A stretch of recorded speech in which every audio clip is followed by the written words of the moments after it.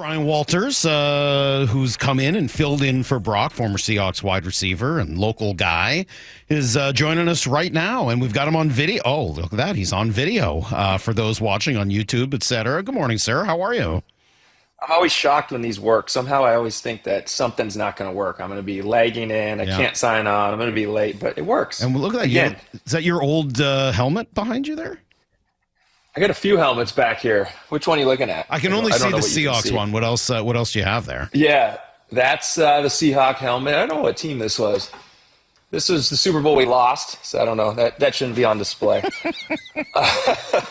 I'll start obvious stuff since you were a wide receiver. We'll look at kind of the changes made in the wide receiver room. What do you think of the moves that they've made and kind of the new look wide receiver room here in Seattle? Yeah, I've said this a lot to people that if you were to take last season, you have Geno and you have DK Metcalf, and you were to say, hey, both of them aren't back next year, you'd be a little bit worried. You'd be like, what happened? Like, what went wrong? But then you look at kind of what Schneider did and how he filled the gaps, and I've been very vocal about kind of my thoughts on DK as a wide receiver, and maybe I'll be a little nice, I guess, but a little slightly overrated. I think he's going to do well in Pittsburgh, but at the same time, I just think that they really revamped this wide receiver room to fit that Kubiak scheme, and a lot of guys that are just better route runners, and guys that just kind of complement each other. I think JSN and Cooper Kupp are going to be so fun to watch together. Why? Because how do you cover both of them? Like that's the thing. They're such technicians, and they're so smart, like with what they do. How to find it. That was one of the things last year about JSN that really excited me, is he really came on being like he could do multiple things. Like if it was a zone, he was finding the open spot. And for some reason, and Brock, you as a quarterback are probably most frustrated about this. For some reason, for receivers, that's hard to do. Like, I don't know why, but just finding the open gap in a spot can be a difficult task for some receivers. So when you have a guy that can kind of read zone right off the ball and find that little sweet spot, that little, even if it's a little spot route, Brock, like you've seen, a little 5-yard spot route right in the gap, don't cover yourself up. Don't go to that linebacker and cover yourself up when you have a zone beater route. Like, find the gap and move in the gap. And JSN showed he could do that. He showed he can win on man-to-man. Some of his corner routes he used last year, setting the safeties up, setting the nickels up when he was in the slot, and just not giving away his route. That's an easy thing for a receiver to do as well, is lean toward your route and do things that kind of tip off the route. JSN did none of that. And then just his ability to make clutch plays as well. So that's like another aspect that you saw last year from JSN. I'm excited about that. With Cooper Kupp, who already has done that all, who's already proved he can do all that. And as long as he can stay healthy, those two are going to be really, really fun. And then I think they addressed the speed need that you lost with DK. I will give DK, he is, one of the most physically talented and fastest receivers in the NFL. You will miss that, but you got a guy that can take the top off of defense with Marcus Valdez-Scantling. And, it's not going to be the same threat, but you have that threat. And I think that's important, especially for this offense. This offense isn't going to throw 40, 50 times a game. So you don't have to worry about that. Brian Walters here with us. He's one of the hosts of the Seahawks pre- and post-game radio, so you hear him every weekend. Brian, two things. I think what you were talking about earlier, like we don't talk about receivers and their ability to process. I think it's the same thing as a quarterback. Those receivers like Bobby Ingram that could process the game like a quarterback, right? I think that's what you're talking about, and that's where Cooper and JSN, I think, do both flourish. My question is, do you think they can play split end and flanker? If this is going to be a heavy 12 team and a heavy, obviously outside zone team and the play action off of it, do you think those guys can play out on the perimeter? Yes, I really do. I think that's again another like topic as a receiver that I've never really, I don't like putting receivers in certain bubbles. Like, this is only a slot receiver. This is only outside receiver. Yes, it's true. I think people some are better in the slot, some are better on the outside. But essentially, as a receiver, you're lining up and you're going one-on-one against that corner. Like, it's not a huge difference to me. I didn't really care if I was on the outside against a corner out there versus in the inside. I'm running a crossing route where you can run a crossing route from the outside. And sometimes, yes, they are going to be fine out there. They are now veteran receivers. Now it'll just add to their tool set. And the way Kubiak will use them, they'll be motioning from the outside a lot. They'll be coming in. They'll be blocking a lot probably. But yeah, I don't see that being a huge issue for these guys because Cooper Kupp especially, if they're pressed out there, he's shown he can get off press. He's done that for his whole entire career. People can't press him. He's gotten wide open. So I think all it takes is them to prove it right away. 1 or 2 times that you can beat the cornerback off the ball, they're not gonna challenge you like that anymore. It's funny you said people would be curious what had led to Geno and DK not being here anymore. I, as you might imagine, was pretty excited about it. I was not wild about the idea of bringing either of those guys back. So the fact that they moved on from both within a week, I thought was a really positive sign for the Seahawks moving forward. What do you make of the new quarterback room? It's not quite as settled, although obviously there's a clear starter. What do you make of the move from Geno to not just Sam Darnold, but also bringing Drew Lock back and Jalen Hurts, et cetera, or Jalen Milroe, et cetera? I do it too often. 2 Jalen's, Alabama. I mean, it's not like the worst mistake that's the important ever. part. Like, geez. No, it's not. No, it's fine. I've always been a Geno fan. I've always been on the Geno bandwagon. I really do like how Geno plays the game. I think that he gets a lot of bad rap for some of the interceptions he threw last year. I went through every single one of them, all 15 I think he had, and it came out with the schemes and everything that I had about 7 of them his fault. And that was lenient given that. But on that note, I thought they made the most of this situation in the best way possible, being able to get a quarterback that's 8 years younger, 7 years younger than Geno Smith, which one is a huge thing. I think Sam Darnold still has a chip on his shoulder, a lot to prove, to prove that he's not just like a one season guy. It's 1 season he's had that's been great, and now he's still got to prove it a little bit, and I think that's a good attitude to have as a quarterback. For him, if he's coming in with a little chip on his shoulder, like this wasn't a fluke season, and let me prove it. Jalen Milroe, to me, I know that's kind of been the talk for everyone. I think he's still got a ton to learn. We saw him at Alabama. We saw him. I think he's got all the tools. He's got a cannon of an arm, great arm. But it's about where you use that arm and where you throw the ball and what kind of reads you're making. And I think that process is gonna really develop for him over these last years. You hear he's using I don't know if you've ever done this, Brock, as a quarterback. Maybe not, but I didn't. Was AI or virtual reality. Sorry, he's using that headset. You think they had that when Brock was a quarterback? I know, that's why I kind of stopped. They barely had the internet when Brock was a quarterback. What are you talking about? I know. I stopped myself there, but I couldn't. I went too far. Sorry, Brock. I didn't mean to give you that. They didn't have it when I was there either, so that makes you feel any better. And that was 7 years ago. And it wouldn't have fit my eyes anyway, bro. That'd been really difficult to find the VR to fit this face. They were using hieroglyphics, I think, on like a stone tablet. Have you ever put one on and seen what they're looking at? I have. I've not done it with the quarterback. I did it actually for for a home builder and a designer, and it was like I got dizzy. It was like, whoa, this is creeping me out. I can't really do it. But yeah, I think there are some guys. Obviously, Jaden Daniels did it. I think Andrew Luck at Stanford is where some of that started. I'm a little iffy on it because I think if it was that good, I think everybody would do it. That's one of my little question marks. Everybody's looking for an edge, but whatever works, right? For whatever individual, and if it works for Jaden Daniels, could it work for Jalen? Absolutely. And the thing I like about it is, if guys are having trouble making the right reads or really noticing defenses, I like the fact that you can speed it up. I like the fact that you can throw it in 15 times game speed, and so now you're seeing safeties just fly into their spots, corners doing something, and it's probably chaotic in the headset, I can imagine. But then when you bring it back, you bring it back to game speed, I think things would slow down. And this is total assumption. I've never done it. Like, I'm not a quarterback. I've never done it. But that's just how things kind of work, right? Like, if you want to learn to hit a 90-mile-an-hour fastball, crank the machine up to 100, 105, and that 90-mile-an-hour fastball is going to be a little slower to you.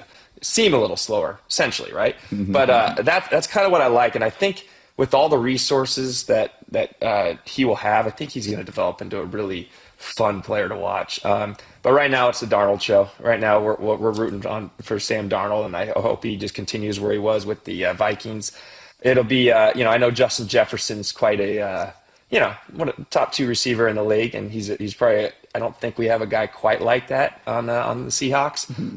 So we'll see how he kind of makes up for that. But the way that John Snyder maneuvered the room, maneuvered this receiver room with the cap and all these question marks going in, I'm fired up where we are going into this season. And most importantly, I think it's the offensive line that really matters for all this. Oh, so you think it's significantly improved? I do. Yeah, I do. And I'm still on I still think all these guys, all the offensive line, they were put in such bad spots last season. That's where I'm going. One, you had different combinations in almost every game. You had Abe Lucas hurt half the season. You asked them to essentially block one-on-one matchups, in empty sets and all that stuff 30 times a game or whatever it was. And I've said this so many times, when you go to a practice and you watch offensive line and defensive line one-on-ones, the defensive line wins most of those one-on-ones. It's a really tough spot to be in for an offensive line when you're just, hey, mano-y-mano, block me. Or I'm going to try to block you. I'm going to try to get to the quarterback. That's a tough spot. And I think that was a lot of what happened last year is these guys were just put into terrible situations. I go back to an interception that Geno threw. Gosh, who was it against? It was like late in the game, and he threw a big out route to DK. He wasn't even out of his break yet, but it was because Olu got beat off the line of scrimmage right away. But he was just singled up on an island, one-on-one.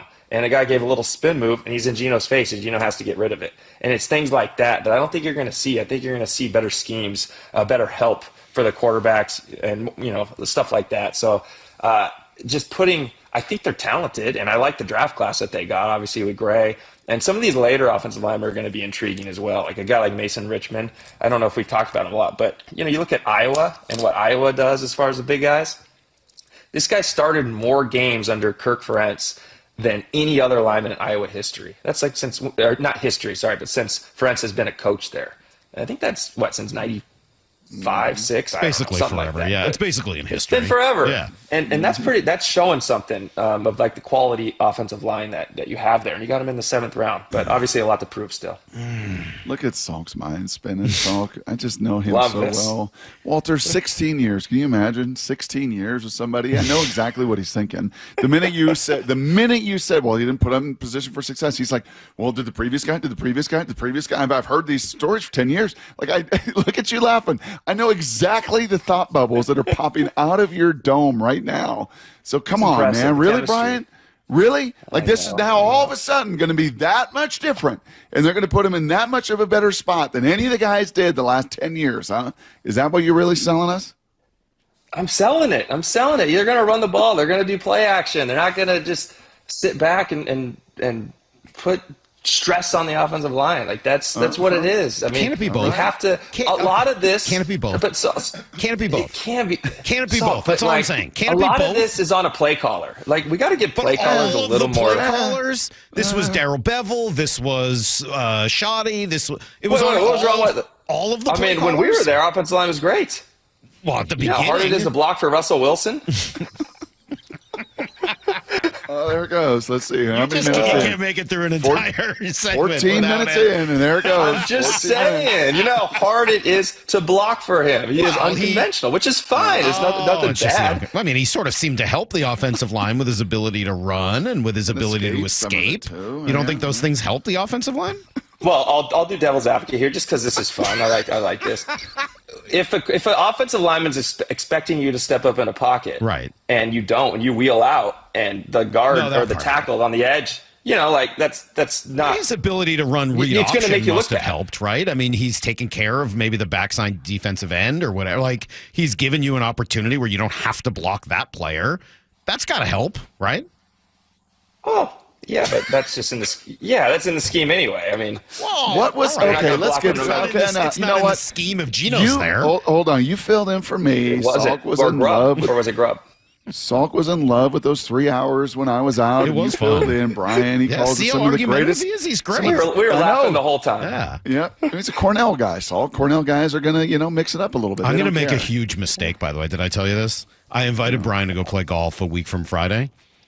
This is a terrible. I don't know why I do this to myself and try to go play with like an ex-athlete. This is only going to be embarrassing for me. So I have a plan to try to mitigate it because I know he's going to be like, "Oh, let's play the Blacks." I'm like, no, I can't play from the Blacks. Are you kidding me? I don't have that kind of club in my bag. So here's what I'm doing. I invite him to come down to the home course with me. My spot. Love it down there. Your course. And It's a great course. He Great doesn't course. know it, but I've invited Shane Pranty, the pro, to come play with us also. This is the guy who I told you shot a 64 the last time I was out with him, like 8 birdies, no bogey, 17 greens in regulation. And so I want to make sure that someone is better than Bryan so that I don't look ridiculous. Because I have a sense this is going to be like playing with your wide receiver, Dane Looker, where you're just like, I don't even know why I'm out here. This guy's just good at everything. Yep. I could see that. That'll be fun. I'll tell you this. I will make bogeys. I will make Thank God. quite a few bogeys. Will you make doubles? So, yeah, maybe 1 or 2. All right. Then. You never know.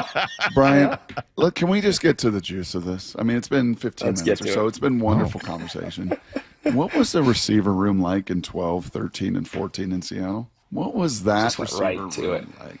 Yeah. Here's what I will tell you about that wide receiver room. It was, to this day, still some of my closest friends.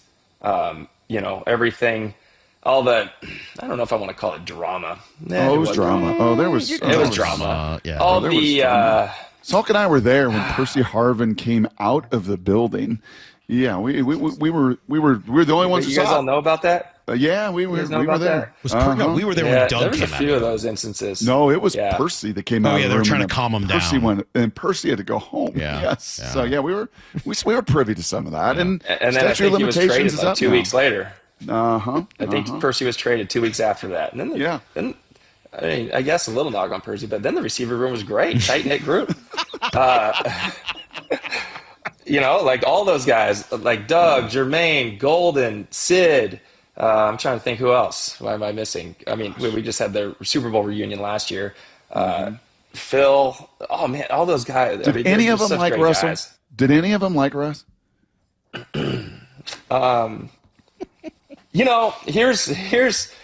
Here's something, Brock, that and this is kind of the situation as a receiver that we didn't like from Russ. Okay, how about this? Yes. You're running routes on air, Brock, right? You're throwing routes on air as a quarterback. Yep. That ball, you have no defense, you have no pressure. You should throw a pretty good ball, right? Right to your chest, make it nice, right? Like if you throw that ball in the dirt a little bit, receiver's got to go down and get it. Right. Okay? Like, drop down, hit the dirt. What would you say as a quarterback to that receiver? Well, I'm coaching right now, Brian. So the typical term is "my bad," which I hate. We don't say that in negative thought. Instead, we say, "I got you next time. I got you next time. Yep, I got you next time." Yeah. But you never, perfect. Yeah, you never put it on the receiver. Ever. Okay. Put it All on right. the receiver. But what if you heard a quarterback say something like, "Could be like that in a game now. Could be like that in a game." What would you say to that? Yeah, I'd coach that out of them. We're coaching that out of them. So, like that's the stuff that didn't really fly for some of the guys. Little things like that. Let me ask you, we're talking to Bryan Walters, former Seahawks receiver who was in that, with the Super Bowl teams, et cetera. So good. Understanding all of that, agreeing with all of the frustration, totally understanding all of that. Even with all of that said, do you think you guys were also too hard on him? Could both things be true? Yes and no. Yes. Were we too hard on him? No. Look where he's at. He's doing great. I don't feel bad. He is doing fine. He's loving life. He is happy. He's playing the game he loves. He's made a lot of money. No, I don't think we were too hard on him. Okay. I think we were trying to make him understand that a lot of this team was based on our defense and our run game, maybe. Right. So when did you become can't both be true guy? When Me? did can't both be true guy? Well, Why not? Does Bryan bring this out in you? Can't both be true, guys? Salk? No, I just it's happened to come up twice. Just a coincidence. I don't know why that is. No, all joking aside, You like were a little too Russ, hard on him. I think you were. I think you guys were a little too hard on him. I do. Like us with Lyle. I'm not Probably saying a you were little too wrong. hard. I think there was probably a he's lot a that you guys quarterback. were right He's a at. quarterback. That's right. He's a quarterback. They have to take a lot. I said this to Doug. they're I had a whole thing. Remember, I talked about this where I apologized to Doug for being what I think was too hard on Doug for being what I thought was too hard on Russ. And I think over the years, when we learned kind of a little bit more about who Russ was, it made me look at the whole Doug Baldwin thing differently. And I apologized to him. We had a nice conversation about it at one of KJ's events. But I also still think that it wasn't made public, but I think it was made public enough that I think it probably did more harm than good, even though you guys might have been right. Does that make sense? Yeah, I think, but it wasn't public really during the Super Bowl years. I don't think. No, it wasn't until the next I don't couple think of people years. really. But maybe that's next couple of years, and so what's the common denominator there? I left. I was gone. I was in Jacksonville. You were the glue, man. You know, you were the glue guy. kept everyone If John together. Snyder were hearing this right now, come on, John. I should have kept around in Seattle for a little bit longer. Hey, are you buying these Mariners? I'm loving the Mariners right now. It's so What fun. are you loving about it? I'm loving the fact that I don't feel like they're going to strike out every time up. I feel like that was the thought I had last season. You know, every time up, you just thought they were striking out 16 times a game. Yep. And I don't have that feel. I have the feel where, man, at any point there can be a home run. They're hitting the ball to the ballpark. I love the fact some of these young guys are coming up and just kind of like filling a role. They're beat up right now, like crazy. The pitching staff. So I'm just excited to see what happens when they're healthy. I mean, I think that's the big thing, and they're hanging on right now. Again, last year, I think at this point I was saying the same thing. Man, we're 10 games up or whatever it was. So I'm trying not to get too high on it, but I think it's different. I think it feels a lot different. I think last year felt a little fluky, if that makes any sense. This year doesn't. This makes me feel like they're playing some good ball. Pretty cool. Bryan Walters, new friend of the show. Love this guy. So.